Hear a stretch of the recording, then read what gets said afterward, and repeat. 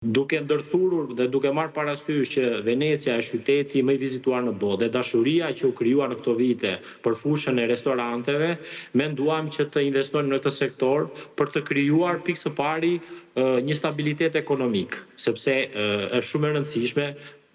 për familjen, për të ardhmen, po gjithashtu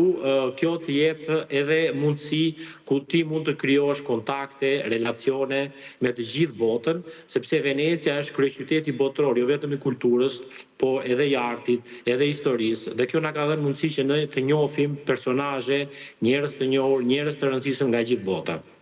Edhe ju vazhdoni ajo çka është e rëndësishme, ju vazhdoni që të jeni një pikë referimi jo thjesht për skapallin që i bie rasti që vinë Venecia nga Durrësi apo nga gjithë Shqipëria, po për gjithë shqiptarët e Shqipërisë, shqiptarët e Kosovës, pash që kishit një foto edhe me kryeministrin Kurti, pra ju jeni bërë një destinacion i prekur i rrahur nga shqiptarët apo jo? Po, nga gjithë diaspora, janë këto mundësi që na krijuar, pata mundësinë në këto vite që të njihsha edhe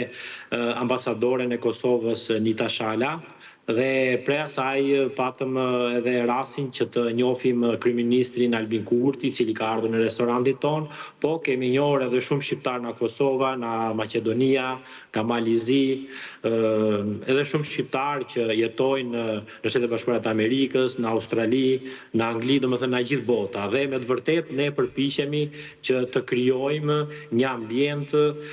ku të gjithë mund të vinë edhe të na vizitojnë, sepse për ne çdo shqiptar që vjen në restorantet tona është mik dhe e presim me zemër.